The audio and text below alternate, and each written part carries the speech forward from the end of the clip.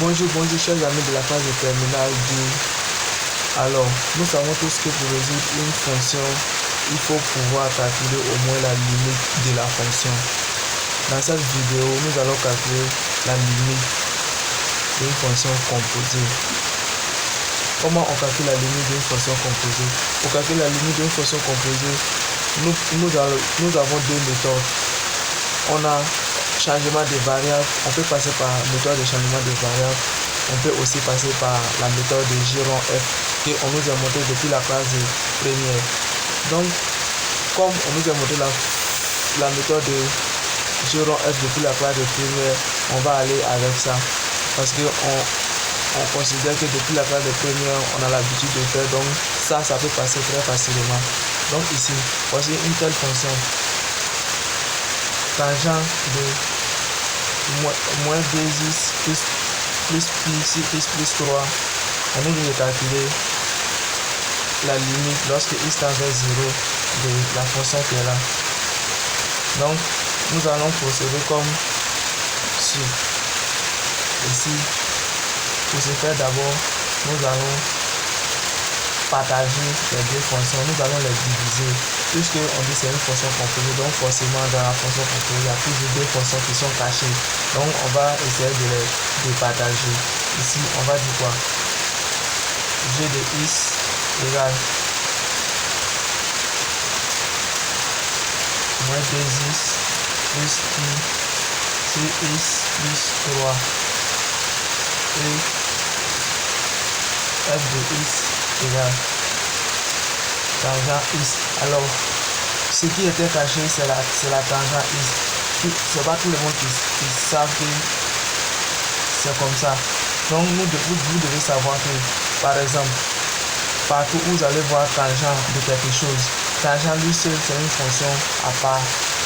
Celle-ci aussi, c'est une fonction à part. Si vous voyez aussi racine de quelque chose, quel que soit ce qui est sous la racine, la racine 5, c'est une fonction à part et ce qui est sous la racine sera une fonction à part. Donc ici, on a enlevé la fonction qui était cachée, c'est ça qui est là. Donc quand on a enlevé, on va calculer maintenant la limite lorsque x tend vers 0 de ces deux fonctions là.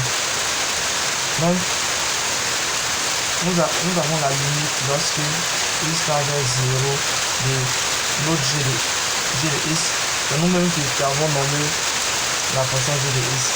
Donc ça sera égal limite lorsque x tend vers 0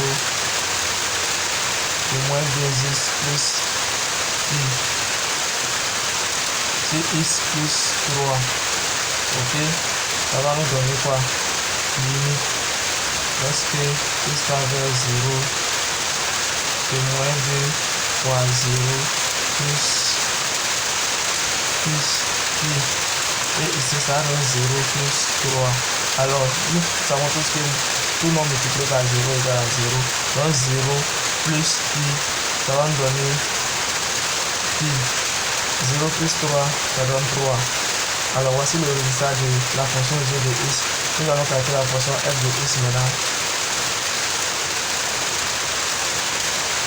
On a la limite lorsque x tend vers le résultat de g de x que nous avons trouvé là. C'est ça qu'on va prendre pour calculer notre f de x.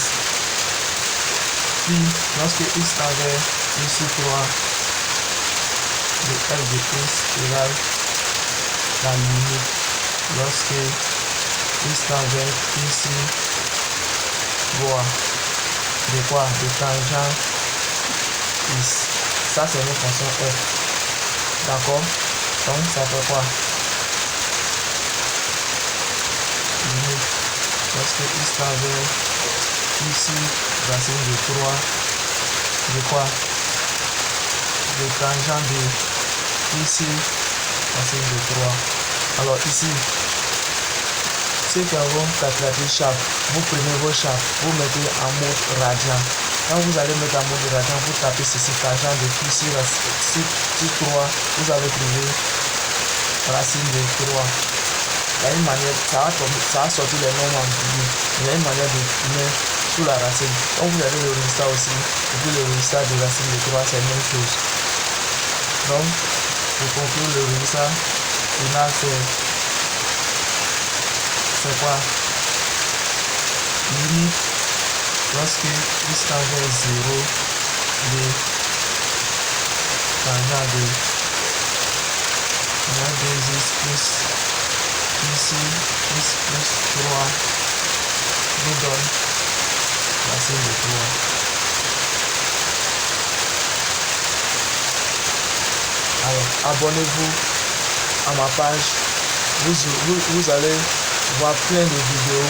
Donc, on va vous expliquer certaines notions qui vous fatiguent pour démarrer, que ce soit en maths, en physique, même en SVT. Vous allez avoir les vidéos. Ici, on va vous expliquer certaines notions qui vous fatiguent pour démarrer les exercices.